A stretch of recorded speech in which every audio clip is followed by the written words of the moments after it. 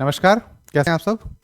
और आज जैसा कि मैंने कहा था अगले चैप्टर के साथ, तो अब जो हमें पढ़ेंगे जिसका हमने थोड़ा वर्णन पहले की कक्षाओं में कर लिया है, अर्थव्यवस्था के क्षेत्रक, है ना, सेक्टर। ठीक है। जो भारतीय अर्थव्यवस्था, अब हम अर्थव्यवस्था के क्षेत्रक की बात कर रहे हैं तो हम भारतीय अर्थव्यवस्था में आते हैं। पूरे विश्व में तो बहुत सारी चीजें चल गई हैं। अभी अभी हम चौथे और पांचवें सेक्टर में भी चले गए हैं, लेकिन जो मुख्य सेक्टर हैं, जो क्षेत्रक हैं, मेन जो हैं, वो तीन क्षेत्रक हैं। तो इसी पे हम लोग आज पढ़ेंगे कि भारतीय अर्थव्यवस्था के क्षेत्रक, क्या क्षेत्रक, है ना। अब यहां पे देखिए, आर्थिक कार्यों, ध्यान रखिएगा, जब भी हम बात करते हैं तो किस पे बात करते हैं, तो आर्थिक, जिससे अर्थ मिलता हो, मतलब जिससे पैसा मिलता हो। बिना पैसे के तो कोई भी काम नहीं होता। तो जिससे पैसा मिलता हो उसमें, उससे हम आगे काम करते हैं। ठीक है। तो आगे देखते हैं कि यहां पे आप देखेंगे तो तीन क्षेत्र हैं। देखिए यहां पे एक तो कपास, है ना, एक दुकानदार है, ये ईंट बना रहे हैं, ये कूली है, माल ढो रहा है, ये पोस्टमैन है। तो इस तरीके से हम विभिन्न कार्य अपने आसपास हम देखते हैं। क्या आपको यह पता है, पिछली कक्षाओं का याद हो तो आपको पता है कि ये क्षेत्र कहाँ कहाँ किस किस क्षेत्र में रखे जा सकते हैं। यदि पता है तो बहुत अच्छी बात है। हम अगले चैप्टर, अगले पेज पे चलते हैं। अब देखिए विभिन्न, अब यहां पे देखिए सबसे पहला जो वर्ड है, प्राकृतिक संसाधनों के प्रत्यक्ष उपयोग। प्रत्यक्ष उपयोग पर आधारित अनेक गतिविधियां, जैसे कपास की खेती, यह एक मौसमी फसल है। कपास के पौधों की वृद्धि के लिए हम मुख्यतः, ध्यान रखना, मुख्यतः, पूर्णतया नहीं, मुख्यतः जो हम किस पे निर्भर रहता है, तो वर्षा पे, सूर्य के प्रकाश पे और जलवायु पे, मिट्टी पे, है ना, वहां की जलवायु क्या है, इस दशाओं पे निर्भर करते हैं। बीज की बात अलग होती है, बाकी सारी चीजें अलग होती हैं, लेकिन इन पे हम निर्भर रहते हैं। तो इस तरीके से ध्यान रखना कि जिन चीजों के लिए हम प्रकृति पर मुख्यतः निर्भर रहते हैं वो प्राथमिक क्षेत्र कहलाते हैं। क्लियर। जिन चीजों में, परिभाषा लिख लीजिए, जिन वस्तुओं के उत्पादन के लिए हम मुख्यतः प्रकृति पे निर्भर रहते हैं, नेचर पे डिपेंडेंट रहते हैं, उन्हें हम प्राइमरी सेक्टर या प्राथमिक क्षेत्र के नाम से जानते हैं। यह ध्यान रखिएगा। जैसे डेयरी उत्पादन, पशुओं की जैविक प्रक्रिया, जैसे पशुओं की जैविक प्रक्रिया है, हम उनको क्या कर सकते हैं, गर्भाधान करने के लिए भी जैविक प्रक्रिया का उत्पादन करते हैं, तो हम उनको क्या कहते हैं, प्राथमिक क्षेत्र की गतिविधि कहा जाता है। अब इसके बाद हम आते हैं जिन क्षेत्रों में हम प्राकृतिक उत्पादों का विनिर्माण करते हैं। क्या करते हैं, विनिर्माण करते हैं, मैन्युफैक्चरिंग करते हैं, उन्हें हम सेकेंडरी सेक्टर के नाम से जानते हैं।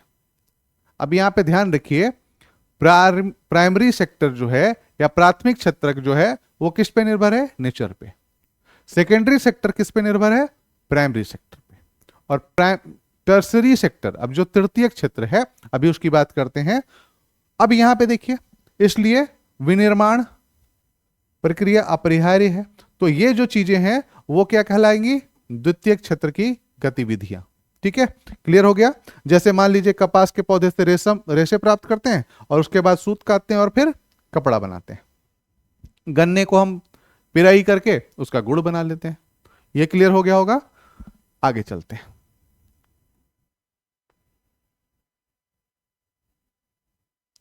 इसे हम जैसे और इसे औद्योगिक क्षेत्र भी कहा जाता है। सेकेंडरी सेक्टर को औद्योगिक क्षेत्र भी कहा जाता है। अब प्राथमिक और द्वितीयक दोनों तो हो गए, एक तृतीयक क्षेत्र भी होता है। तृतीयक क्षेत्र जो नजरों से दिखाई न दे, जो चीजें नजरों से हमें दिखाई न दे, वो से हम तृतीयक क्षेत्र कहते हैं। जैसे मैंने आपको पढ़ाया तो आपको मैंने ना कुछ दिया, ना आपसे मैंने कोई ऐसा आदान प्रदान नहीं हुआ, तो हमने तो कुछ नहीं दिया। जैसे ट्रक चालक सामान यहां से उठा के वहां ले आया, तो क्या सामान में कोई बदलाव हुआ? नहीं। किसी वकील से आपने सलाह ली, किसी डॉक्टर से आपने सलाह ली, तो ये क्या हो रहा है? ये सेवा क्षेत्र है। क्या हो रहा है? सेवा क्षेत्र दे रहे हैं। इसमें प्रत्यक्ष रूप से कुछ दिखता नहीं है कि क्या मिल रहा है, ये कुछ दिखता नहीं है, इसको हम सेवा क्षेत्र कहते हैं। तो ये क्या करते हैं? प्राथमिक क्षेत्रक और द्वितीयक क्षेत्रक को सपोर्ट करते हैं। क्लियर हो गया होगा? यहां पे बहुत शॉर्ट में समझिए।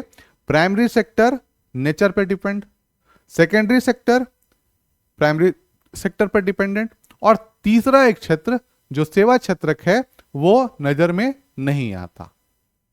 क्लियर हो गया? ठीक है। जैसे ट्रकों और ट्रेनों द्वारा परिवहन करने की जरूरत पड़ती है, कभी कभी वस्तुओं को गोदामों में भंडार करने की जरूरत पड़ती है।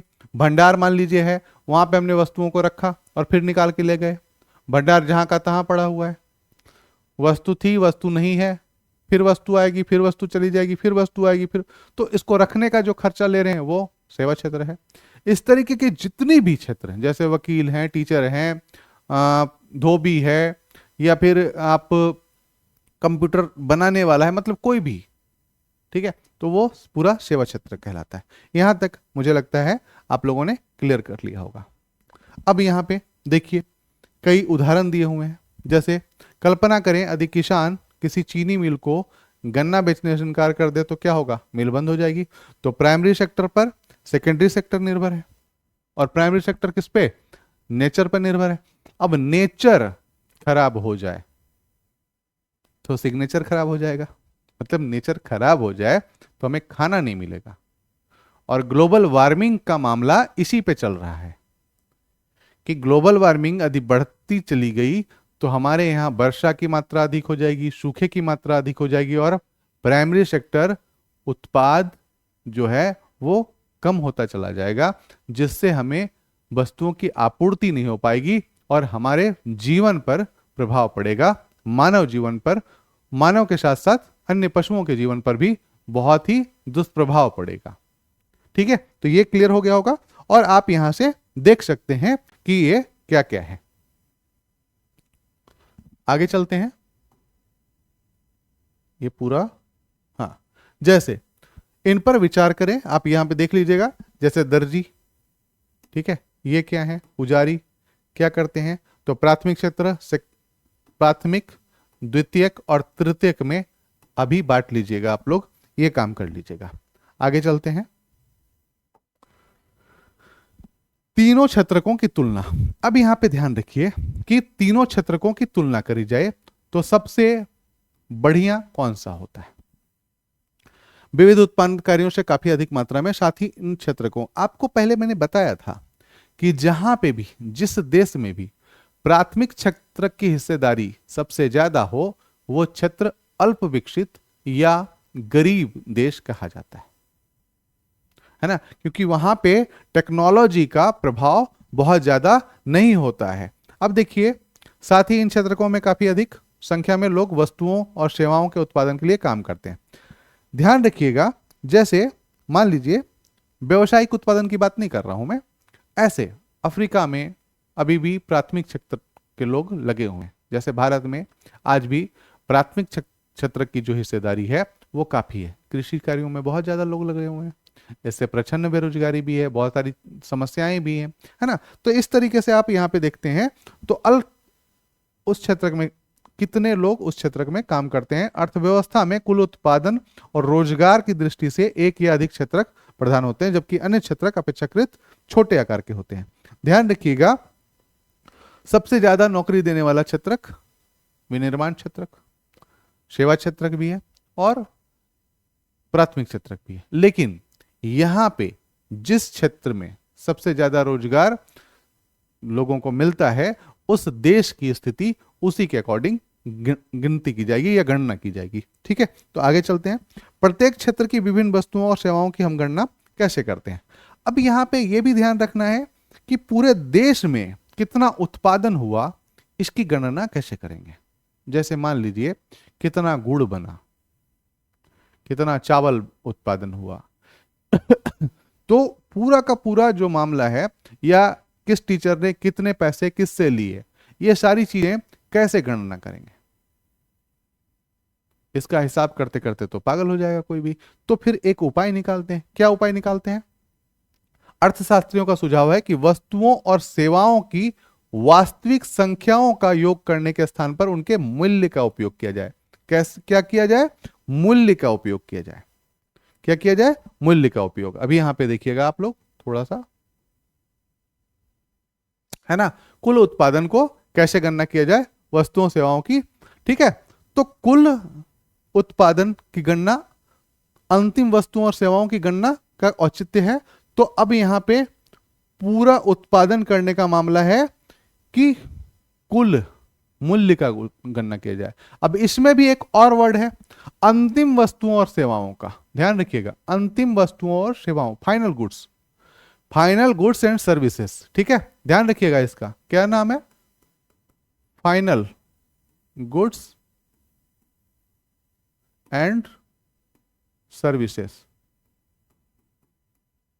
ठीक है, फाइनल गुड्स एंड सर्विसेज। अब फाइनल गुड्स सर्विसेज क्या कहेंगे? जैसे मान लीजिए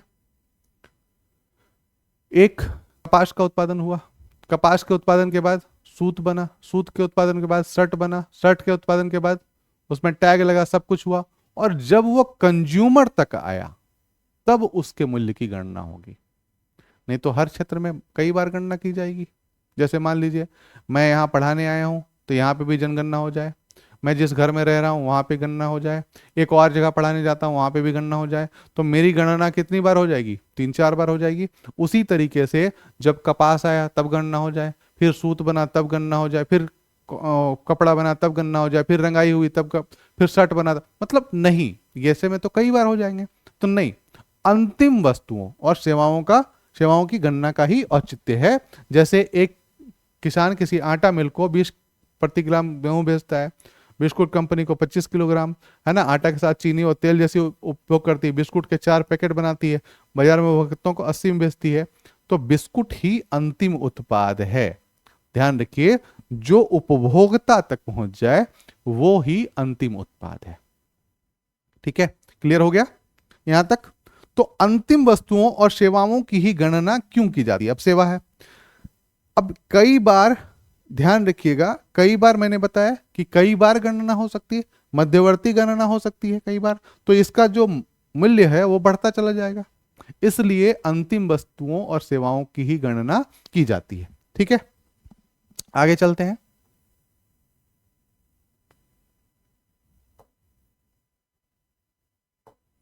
है ना, किसी विशेष वर्ष में, ध्यान रखिए अब यहां पे किसी विशेष वर्ष में, किसी स्पेशल वर्ष में प्रत्येक क्षेत्रक द्वारा उत्पादित अंतिम वस्तुओं और सेवाओं का मूल्य उस वर्ष के क्षेत्रक के कुल उत्पादन की जानकारी मिल जाती है। जैसे मान लीजिए प्राइमरी सेक्टर में कितना हुआ, सेकेंडरी सेक्टर में कितना हुआ, टर्सरी सेक्टर में कितना हुआ, तीनों उत्पादों को जब जोड़ देते हैं तो देश का हमारा क्या निकल आता है? सकल घरेलू उत्पाद, फाइनल गुड्स जो है, गुड्स एंड सर्विसेज जोड़ देते हैं तो हमारा क्या निकल आता है? तीनों सेक्टर का सकल घरेलू उत्पाद, मतलब किसी देश का क्या निकल आता है?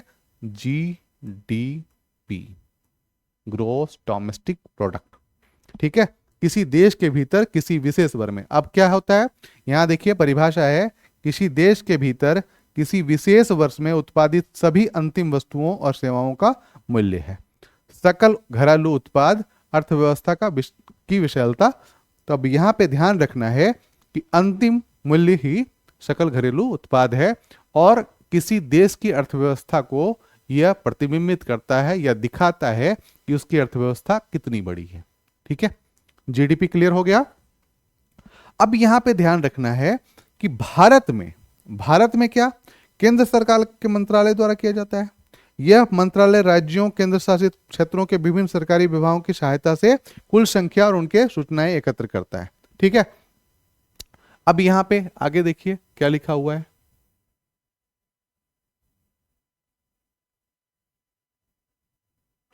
देखिए, ध्यान रखिए, अभी तो हम लोग जीडीपी की बात कर रहे थे। जीडीपी के बाद हाल ही में सरकार ने 3 क्षेत्रकों का सकल घरेलू उत्पाद 3 क्षेत्रकों में सकल मूल्य वर्धित ग्रॉस वैल्यू एडेड के योगदान को वैश्विक प्रथाओं के समान प्रयोग किया है। अब यहां पे ध्यान रखिए, सकल घरेलू उत्पाद तो हमने कर लिया, तीनों क्षेत्रकों का फाइनल गुड्स का जो वैल्यू है गुड्स एंड सर्विसेज का वो हमने निकाल लिया।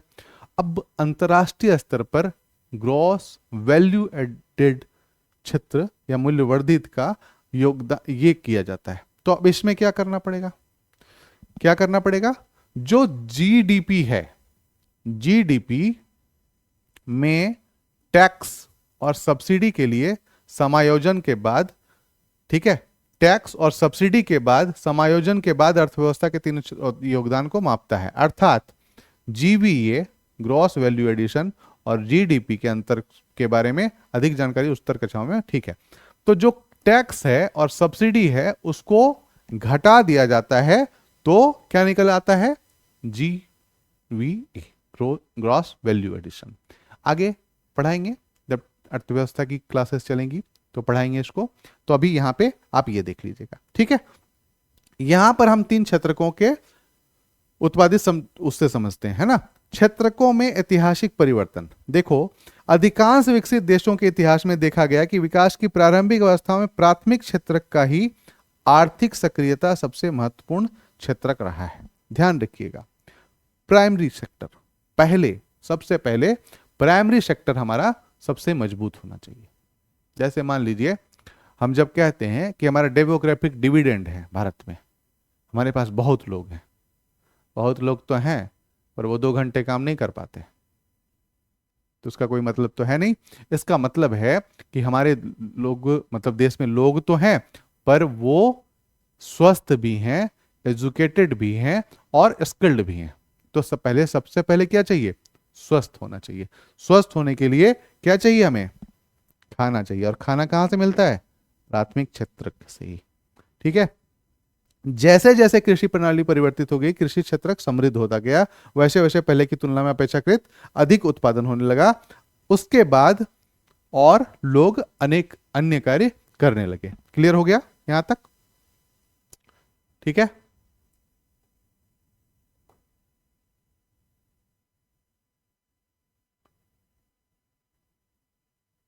ठीक है, अब यहां पे देखिए, इसके अतिरिक्त परिवहन प्रशासक ये कार्य होने लगे लंबे समय, 100 वर्षों से अधिक। किस पे, 100 वर्षों से अधिक, ठीक है, 100 वर्षों से अधिक के बाद और विशेषकर विनिर्माण की नवीन प्रणाली के प्रचलन से कारखाने अस्तित्व में आए और उनका प्रसार होने लगा। जो लोग पहले खेतों में काम करते थे उनमें से बहुत अधिक कारखानों में करने लगे और सस्ती दरों पर उत्पादित वस्तुओं। तो जिस क्षेत्र में, जिन देशों में सबसे पहले कृषि बहुत तेजी से विकसित हुई, उन्हीं देशों में धीरे धीरे कारखाने बनने लगे। और औद्योगिक क्रांति में आप पढ़े होंगे, हिस्ट्री की जो बुक है उसमें आप पढ़ेंगे इंडस्ट्रियल रिवोल्यूशन, उसमें जब औद्योगिक क्रांति हुई तो लोग क्या हुआ, खेती से उठ के धीरे धीरे शिफ्ट होने लगे कहाँ पे, कारखानों में काम करने, क्योंकि वहां पे नकद पैसा मिलता था, इतने झंझट नहीं थे, तो वहां पे शिफ्ट होने लगे। और धीरे धीरे वो क्या होने लगा, वस्तुओं का उत्पादन बढ़ता गया। और जब उत्पादन बढ़ता गया तो नए नए बाजार ढूंढने लगे और उपनिवेशों में, जहां जहां उपनिवेश थे, औपनिवेशिक शासन था, वहां वहां फैलाते गए और उनके बाजारों को खत्म करते गए, या उनके प्राइमरी सेक्टर, सेकेंडरी सेक्टर को बिल्कुल खत्म करते गए। भारत में भी ऐसा देखने को मिलता है। विनिर्माण की नवीन प्रणाली आई और कारखानों में काम करने के लिए मजबूर किया गया। जैसा कि आपने इतिहास में पढ़ा है, कारखानों में सस्ती दरों पर, कितने सस्ती दरों पर उत्पादित वस्तुओं का लोग इस्तेमाल करने लगे। इससे क्या हुआ कि जो क्षेत्र थे, जैसे ब्रिटेन में, फ्रांस में, जर्मनी में, जो छोटे छोटे कारखाने थे, घरेलू कारखाने थे, वो सब खत्म होने लगे, क्योंकि कारखानों में सस्ती दरों पे वस्तुएं उपलब्ध हो जाती थी। ठीक है, तो ये होने लगा। आगे चलते हैं। भारत में तीनों क्षेत्रकों, है ना, भारत में तीनों क्षेत्रकों में कुल उत्पादन और रोजगार कितना है विगत वर्षों में विकसित देशों में देखे गए पैटर्न के समरूप, क्या इसको अगले खंड में देखेंगे, है ना। तो यहां पे आपको ये कर लेना है। ठीक है, आगे चलते हैं। अब यहां पे देखिए कुछ चीजें दी गई हैं। भारत में प्राथमिक, द्वितीयक और तृतीयक क्षेत्रक, है ना, कुछ कुछ आंकड़े दिए गए हैं। है ना। देखिए प्राइमरी, सेकेंडरी और टर्सरी सेक्टर में आप देखेंगे तो 1977-78 में कितने इकाई, दहाई, सैकड़ा, हजार, 10,000, लाख, 10 लाख, 20 लाख करोड़ का भी मामला नहीं था। और अब जो है कितना करोड़ का मामला हो गया, 12 लाख करोड़ का, है ना। उसमें प्राइमरी सेक्टर देखेंगे तो आप 2 लाख करोड़, उसके बाद ये 6 लाख करोड़ तक जाते हैं, और 6 लाख से ऊपर टर्सरी सेक्टर, सबसे ज्यादा ये क्षेत्र है हमारा। सेवा क्षेत्र जो है, जिसको सेवा क्षेत्र भी, टर्सरी सेक्टर, तृतीयक क्षेत्र को सेवा क्षेत्र भी कहा जाता है, वो क्षेत्र जो है हमारा सबसे बड़ा है ना। उत्पादन को दिखाता है, हमने 2 वर्षों के आंकड़ों का उपयोग किया है, ठीक है। इस तरीके से आप देखेंगे सबसे बड़ा उत्पादक क्षेत्र कौन था, सबसे बड़ा उत्पादक क्षेत्र कौन था। तो यहां पे देखेंगे तो सबसे बड़ा उत्पादक क्षेत्र ये था, कौन था, तो कृषि क्षेत्र या प्राथमिक क्षेत्र। तृतीयक क्षेत्र छोटा था और तृतीयक क्षेत्र बहुत बड़ा था। अब फर्स्ट नंबर पे ये आ गया है, सेकंड पे ये आ गया है, थर्ड पे ये आ गया है। सबसे पहले क्या था, पहले नंबर पे ये, दूसरे नंबर पे ये, तीसरे नंबर पे ये। तो इस तरीके से देखेंगे तो प्राइमरी सेक्टर सिकुड़ा, सेकेंडरी सेक्टर और बढ़ा, टर्सरी सेक्टर और बहुत ज्यादा बढ़ गया, ठीक है। ये देख लेते हैं आप उसके बाद, है ना। अब यहां पे देखिए तृतीयक क्षेत्रक सबसे बड़ा उत्पादक क्षेत्र के रूप में उभरा। जैसे आप देखेंगे क्या है, तो अस्पताल, शैक्षिक संस्थाएं, डाक एवं तार, सेवा, थाना, कचहरी, ग्रामीण प्रशासनिक कार्यालय, नगर निगम, रक्षा, परिवहन, बैंक, बीमा कंपनी इत्यादि की आवश्यकता बढ़ती चली गई और ये क्षेत्र बढ़ते चले गए। आज जैसे आपने देखा होगा आपके घर में भी इडली डोसा जरूर बनता है, और इडली बनाने के लिए आपको एक इडली स्टैंड या इडली का सांचा चाहिए, और वो कहां से आता है, तो साउथ से। भले ही कुछ लोग अब बनाने लगे हैं, लेकिन वो साउथ से आता है। तो साउथ से आने के लिए उसे क्या चाहिए, ट्रांसपोर्ट। ट्रांसपोर्ट का मतलब है सेवा क्षेत्र धीरे धीरे बढ़ता जाता है। आपको चाहिए तो वो भेजेगा ही, है ना। उन्हें बाजार चाहिए तो वो जब भेजेंगे तो सेवा क्षेत्र का मामला बढ़ता चला जाता है, ठीक है। तो ये देख लिया आपने। इसके बाद द्वितीय कृषि एवं उद्योग विकास से परिवहन, व्यापार और भंडारण जैसी सेवाओं का विकास होता है। क्या होता है, व्यापार, भंडारण और जैसी सेवाओं का। तो द्वितीय क्षेत्र का विकास जितना अधिक होगा, ऐसी सेवाओं की मांग उतनी बढ़ती जाएगी, तृतीय क्षेत्र की मांग बढ़ती जाएगी। तृतीय, जैसे जैसे आय बढ़ती है, कुछ लोग कई सेवाओं जैसे रेस्तरां, पर्यटन, शॉपिंग, निजी अस्पताल, निजी विद्यालय, व्यावसायिक प्रशिक्षण इत्यादि की मांग शुरू कर देते हैं। तो जैसे जैसे पैसा आपके पास बढ़ता जाएगा, वैसे वैसे सेवा क्षेत्र की डिमांड बढ़ती जाएगी। चौथा, विगत दशकों में सूचना और संचार प्रौद्योगिकी आधारित है। जैसे आप मोबाइल फोन चला रहे हैं, उसमें इंटरनेट चाहिए, तो ये क्या है, सेवा क्षेत्र है, और ये भी धीरे धीरे बढ़ता जा रहा है। तो आपको यह ध्यान रखना होगा कि जैसे जैसे आमदनी लोगों की बढ़ेगी, वैसे वैसे सेवा क्षेत्रक बढ़ता जाएगा, है ना। इन सेवाओं के उत्पादन अध्याय 4 में हम इन नवीन सेवाओं, इनके प्रसार के कारणों की चर्चा करेंगे। अंततः आपको याद रखना चाहिए कि सेवा क्षेत्रक सभी सेवाओं में समान रूप से समृद्धि नहीं हो रही है। कई ऐसे सेवा क्षेत्रक हैं जिनमें सभी क्षेत्रों में वृद्धि नहीं हो रही है, कुछ क्षेत्रों में बहुत ज्यादा वृद्धि हो रही है, ठीक है। तो ये हम लोगों ने आज यहां तक पढ़ लिया। इसका अगला पार्ट हम लोग अगली कक्षा में पढ़ेंगे। तब तक के लिए पढ़ते रहिए और जो भी प्रश्न आता है मन में पूछते रहिए। धन्यवाद।